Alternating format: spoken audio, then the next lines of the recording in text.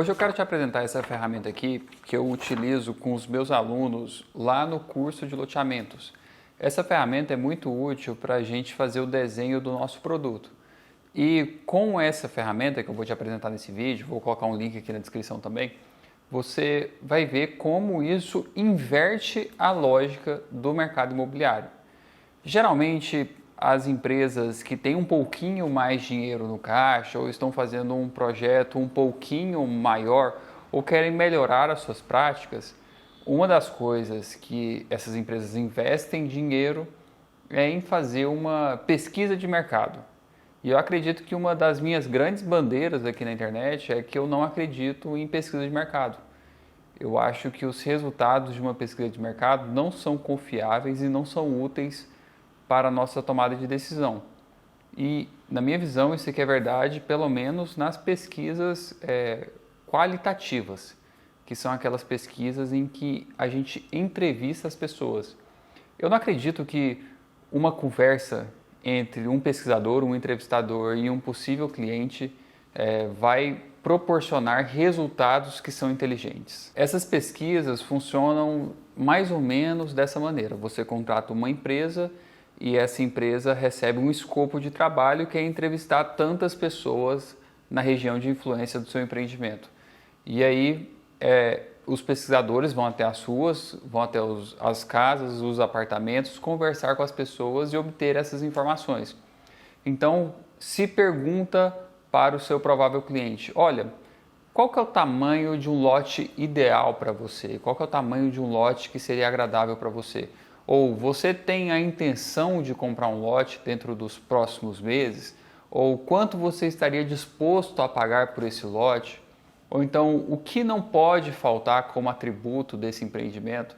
São todas perguntas que têm um caráter que é muito técnico para uma pessoa que é leiga, porque uma coisa sou eu e você que estamos inseridos dentro do mercado imobiliário e lidamos com esses números técnicos todo dia, a gente sabe o que significa 1 metro quadrado. Então, eu sei qual é a diferença entre um lote de 250 metros quadrados e um lote de 300 metros quadrados. Agora, é muito difícil para um cliente que não está inserido nesse ambiente técnico conseguir diferenciar essas duas coisas. Será que ele consegue realmente saber qual é a diferença de dimensão de um lote de 250 para um lote de 275 para um lote de 300? Ou será que ele sabe o quão melhor é um lote de 450 comparado com um lote de 300? Enfim, essas perguntas são muito técnicas e você está esperando obter respostas técnicas de uma pessoa que é leiga.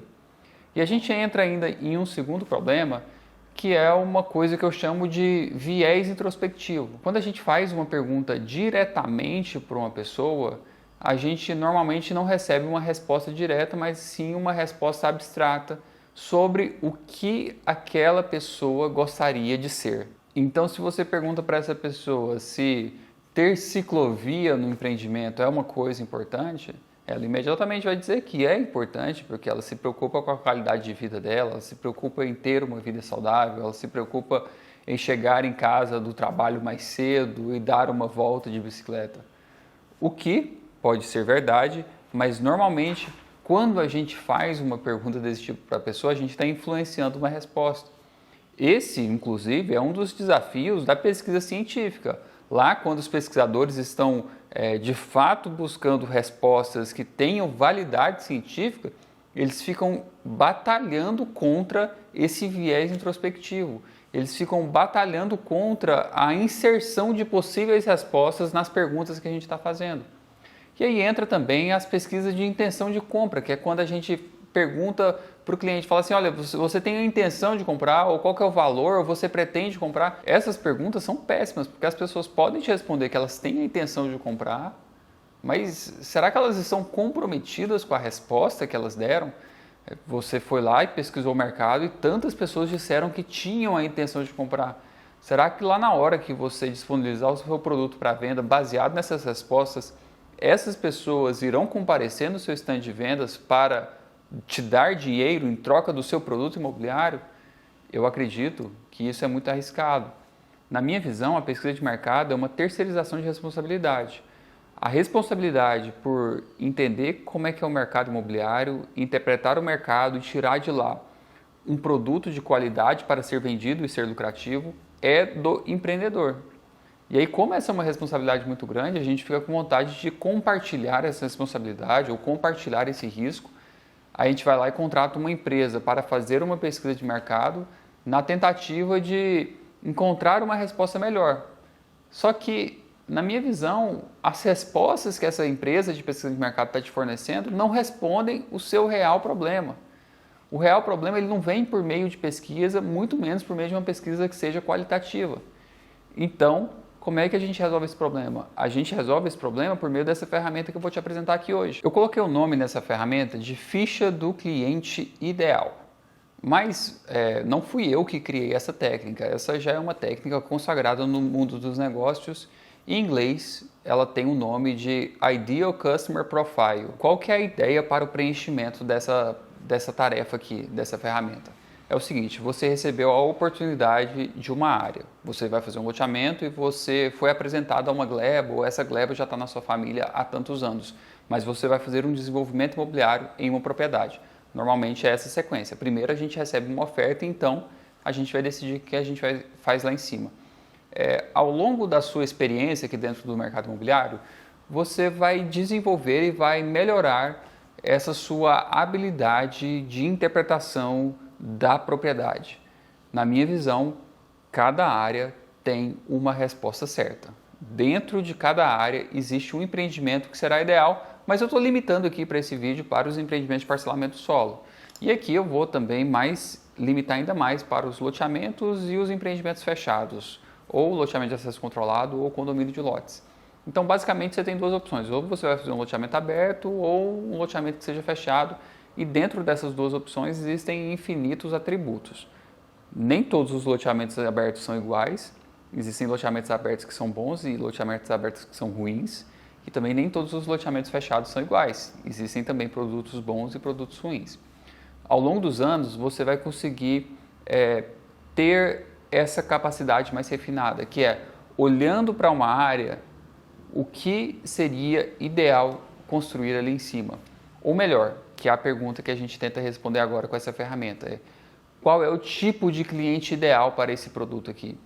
Quem são as pessoas que, se entrassem no meu stand de vendas, eu ficaria orgulhoso de vender?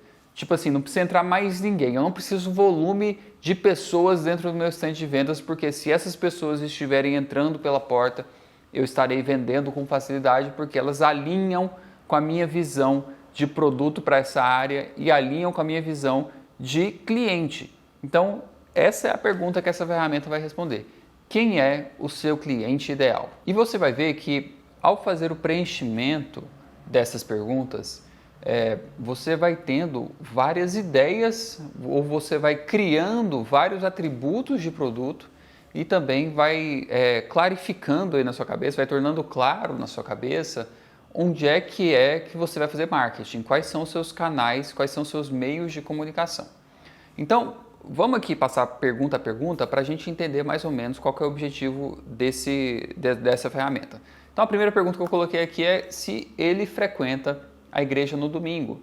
E aí é importante você tentar imaginar fisicamente quem que é esse seu cliente.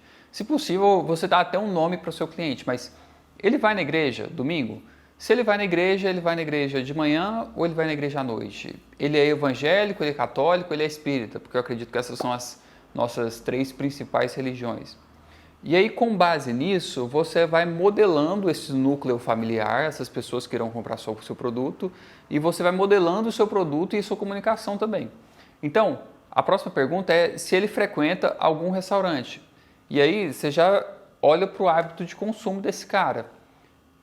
Por exemplo, é um hábito entre muitos evangélicos que frequentam a igreja no domingo à noite, de, ao sair da igreja no domingo à noite, não voltar para casa, mas sim sair para um restaurante junto com seus amigos da igreja.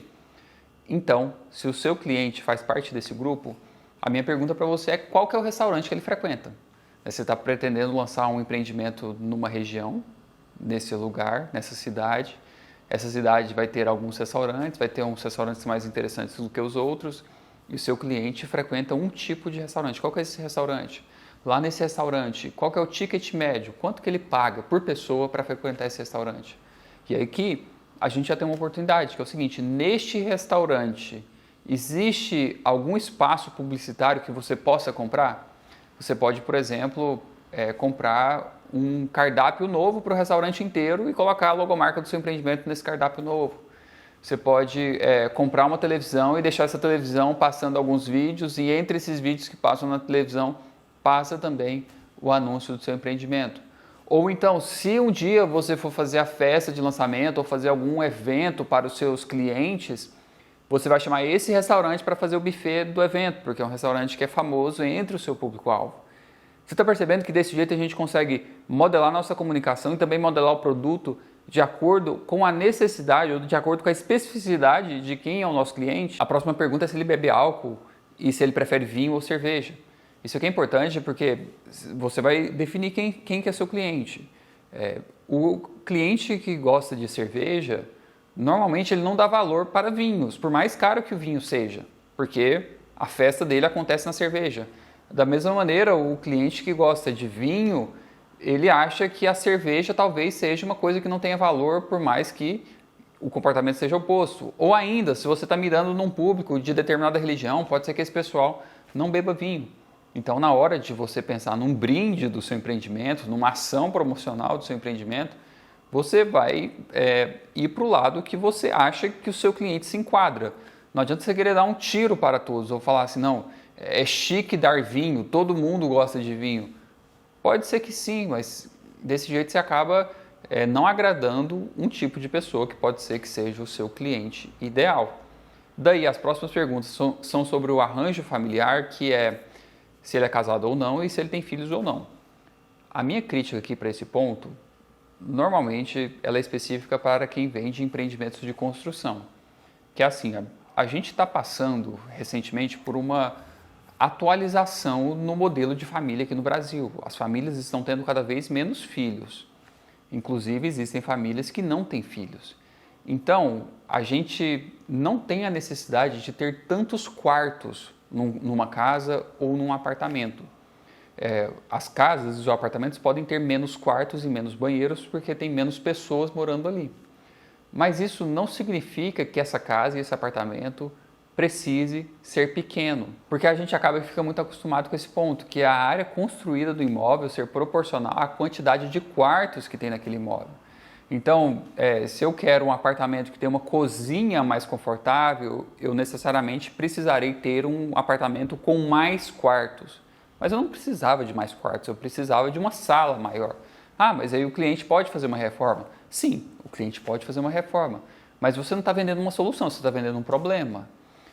O cara que vai comprar uma casa e ele mora somente com mais uma pessoa, às vezes ele não precisa de ter 3 quartos nessa casa, ele precisa ter um banheiro maior, um banheiro mais confortável, uma sala de receber visitas que seja maior. Você não precisa necessariamente vender um imóvel que seja grande com muitos quartos, com muitos dormitórios, com muitos banheiros. O imóvel pode ter características mais simples, mas uma área construída mais confortável. A próxima pergunta é qual que é a idade desse seu público-alvo? Geralmente esse ponto aqui gera um pouquinho de confusão, porque alguns empreendedores acabam querendo atirar para uma faixa etária muito ampla. Então é de 25 a 50 anos. E assim, quando a gente tenta falar com todo mundo, a gente acaba falando com ninguém. É melhor você estreitar um pouquinho essa sua faixa etária.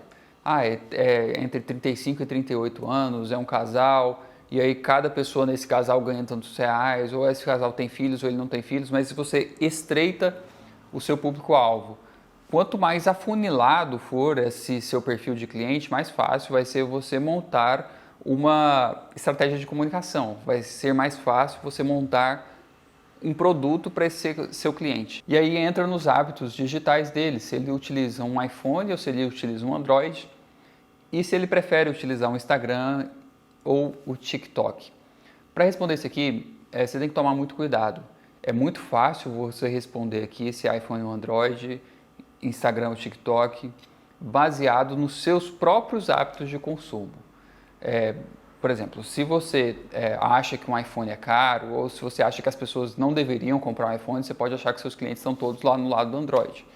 Agora, se você não utiliza o TikTok, por exemplo, você pode achar que o TikTok é um lugar de dancinha, um lugar de adolescentes ficarem dançando com música. Só que a plataforma não tem nada a ver com isso. A hora que você instalar aí no seu celular e mexer por alguns minutos, você vai perceber que é uma plataforma muito interessante e é, inclusive, muito parecida com o que acontece no Instagram, mas, inclusive, é uma versão melhorada do que acontece no Instagram. Aqui, a próxima sessão de perguntas é sobre os esportes que ele pratica e que ele assiste. E aqui é interessante. A gente tem em comum no Brasil que um esporte muito assistido é o futebol.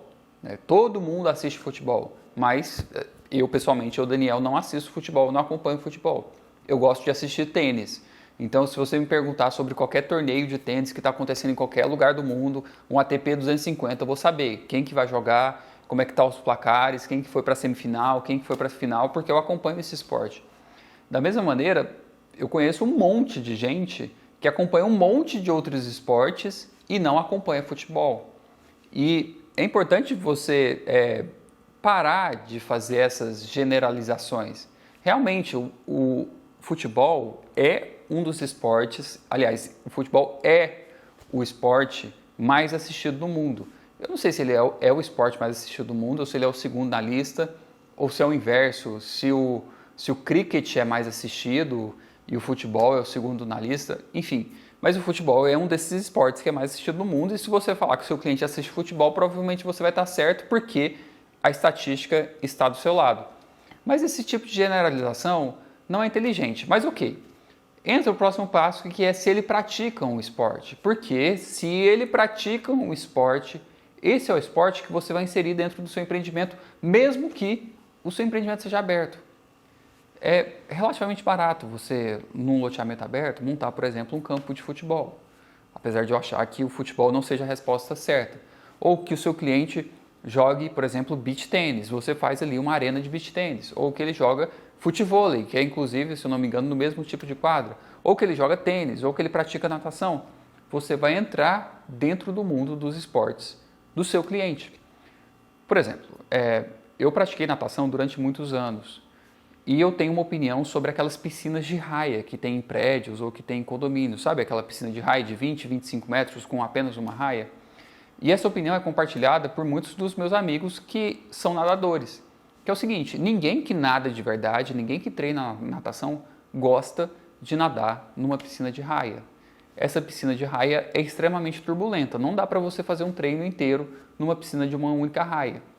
A função das raias naquelas piscinas que são grandes é justamente quebrar a ondulação da piscina, quebrar a turbulência. As raias servem para impedir que essa turbulência aconteça até a piscina, até o final da piscina, né? Então, quem treina natação, o nadador de verdade não gosta de nadar em piscina de raia. Aí você fala assim, vou colocar uma piscina no meu empreendimento, porque é para atrair esse pessoal do fitness, esse pessoal que treina. Pode ser que esse atributo seja importante para uma pessoa que queira entrar no esporte, mas definitivamente não é um atributo importante para a pessoa que está no esporte. Da mesma maneira, eu falei que eu estou acompanhando tênis. Quem joga tênis sabe que uma quadra de tênis apenas não é suficiente para o empreendimento, porque uma quadra de tênis vai ser ocupada por uma dupla no máximo, então vai ter 4 pessoas jogando ali. E geralmente, se existe uma comunidade de tênis, vai ter fila para jogar nessa quadra. Então, você precisa construir mais quadras do que apenas uma quadra. Você precisa entrar, então, no mundo dos esportes do seu cliente. As próximas perguntas é se ele tem uma empresa ou um emprego e qual que é a renda familiar desse núcleo que vai comprar seu produto imobiliário. Isso aqui é importante para a gente ir definindo qual que é o produto que a gente vai vender para esse cliente.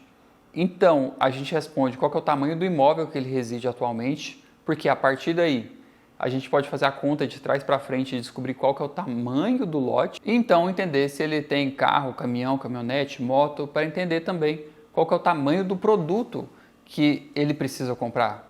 Por exemplo, vamos supor que o nosso cliente precise ter 3 carros na garagem coberta. Então, esse lote precisa ser maior. Um lote de 250 metros quadrados não cabe 3 carros na garagem e os 3 sendo cobertos. você vai ter que pensar nisso, né? Você vai ter que pensar na onde ele mora atualmente, qual que é a quantidade de veículos que ele tem, para pensar no tamanho do lote dele. Aí, agora que você fez essa tarefa, agora que você modelou esse seu cliente, você tem muito claro na sua cabeça quem que é o tipo de cliente para quem você gostaria de vender, você pode então contratar uma empresa de pesquisa de mercado. Agora, você vai chamar essa empresa de pesquisa de mercado e vai pedir para que eles façam uma pesquisa quantitativa. É o seguinte, você passa para a empresa as características do seu cliente e fala assim, olha, eu estou em busca desses clientes, eles são assim, um casal que tem tal idade, a renda deles é mais ou menos tanto, eles trabalham ou eles têm um emprego, eles têm tantos filhos ou eles não têm filhos e eles moram atualmente em uma casa de tal característica ou eles acabaram de se casar, enfim. Você vai dizer quais são as características do seu cliente. Agora, essa empresa vai até o mercado para identificar quantas pessoas se identificam nesse seu perfil de cliente.